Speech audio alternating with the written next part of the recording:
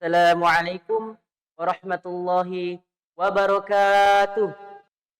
Alhamdulillah. Alhamdulillahi rabbil alamin. Wassalatu wassalamu ala ashrafil anbiya'i wal mursalin. Sayyidina Muhammadin wa ala alihi wa ashabihi ajma'in. Amma ba'd. Alhamdulillah. Puji syukur kita panjatkan atas hadirat Allah Subhanahu wa taala. Karena atas karunia dan berkah yang diberikannya, kita masih diberi umur yang panjang dan kesehatan untuk berkumpul atau bertemu di tempat ini. Begitupun salawat beserta salam tak lupa pula kita curahkan kepada baginda Nabi Allah Muhammad sallallahu alaihi wasallam. Nabi yang senantiasa memikirkan keadaan umatnya di dunia maupun di akhirat. Hadirin hadirat rahimakumullah. Tentu kita di dunia ini ingin selamat di dunia maupun di akhirat. Oleh karena itu setiap kali kita selesai berdoa ataupun selesai sholat, kita akhir doa kita dengan Rabbana atina fid dunya hasanah wa fil akhirati hasanatan wa qina azabannar. Kita ingin selamat di dunia dan di akhirat. Wa qina azabannar, dan kita ingin selamat dari siksaan azab api neraka dari Allah Subhanahu wa taala. Oleh karena itu, ada dua amalan yang sudah ditegaskan dalam Al-Quran. Apabila kita jalankan ini, insya Allah kita akan terhindarkan dari azab Allah Subhanahu wa taala. Sebagaimana firman Allah dalam Al-Quran dalam surah Al-Anfal ayat 33 yang berbunyi, "Wa ma kana Allah liyu'adzibuhum wa anta fihim, wa ma kana Allah mu'adzibuhum wa hum yastaghfirun." Allah tidak akan menghukum mereka selama engkau Muhammad berada di tengah-tengah mereka. Dan Allah tidak pula menghukum mereka apabila mereka senantiasa beristighfar, mohon ampun kepada Allah Subhanahu wa taala. Dan di sini yang perlu kita pahami atau perlu kita tahu, yang manakah yang di sini maksud dengan wa anta fihim? Ulama mufassirin memiliki beberapa pendapat dalam hal ini.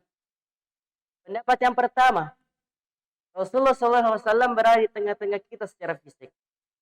Tentu kalau kini yang kita pahami sudah tentu Rasulullah SAW sudah tidak bersama kita sekarang ini. Adapun penafsiran yang kedua, apabila kita senantiasa menjalankan sunnah-sunnah Rasulullah, senantiasa bersolat kepadanya, maka itu juga seolah-olah kita sudah menghadirkan Nabi di tengah-tengah kita. Dan penafsiran yang ketiga, apabila kita senantiasa bersama dengan para ulama, bersama dengan para andri gurutta, maka itu juga seolah-olah kita sudah berada di tengah-tengah Nabi. Oleh karena itu, marilah kita mengangkat derajat para ulama.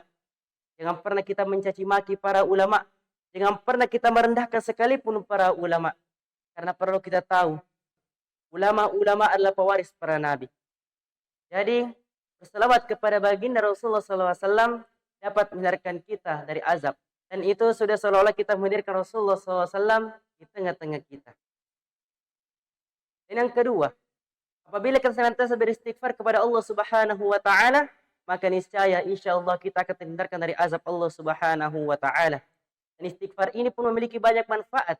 Yang terlain dapat melancarkan rezeki, dapat menghapuskan dosa-dosa yang kecil, dan dapat menjadi penyebab atau asbab seseorang mendapatkan keturunan.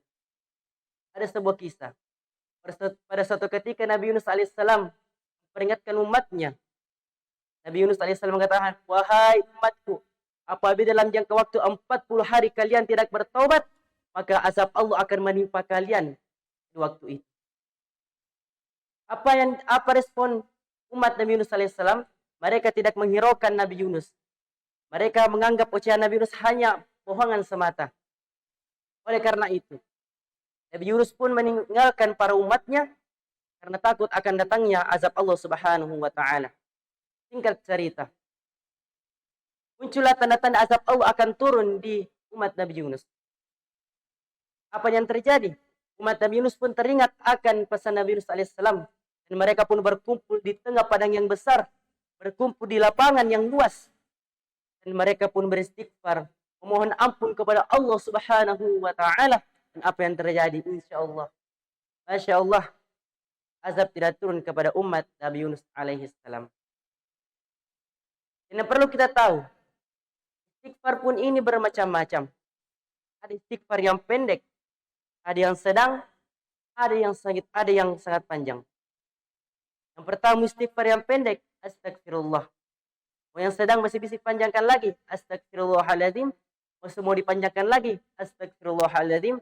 Alladzi la ilaha illa wal hayyul qayyum wa atubu ilaih. Jadi pertanyaan sekarang ini, manakah waktu yang paling baik untuk beristighfar? Semua waktu baik, akan tetapi ada waktu baik dari yang paling baik.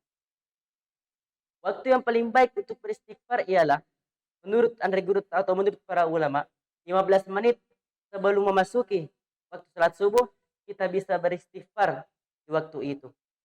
Seberapa banyak? Sebanyak-banyaknya. Oleh karena itu, menjelang masuknya bulan Ramadan pada tahun ini, marilah kita senantiasa beristighfar.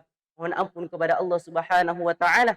Mari kita membersihkan diri untuk memasuki bulan yang suci, masuki bulan yang penuh ampunan. Dan jangan kita menyanyiakan bulan Ramadan ini, karena bulan Ramadan adalah bulan yang penuh ampunan, bulan yang dapat melipat gandakan pahala-pahala amal yang kecil. Oleh karena itu, sebelum ajal menjemput kita, marilah kita manfaatkan bulan Ramadan tahun ini, karena belum tentu bulan Ramadan tahun depan atau yang akan datang berikutnya kita dapat mencapai atau menemunya kembali. Inilah sempat saya sampaikan, kurang lebihnya mohon dimaafkan. Wabillahi taufiq wa sa'adah. Assalamualaikum warahmatullahi wabarakatuh.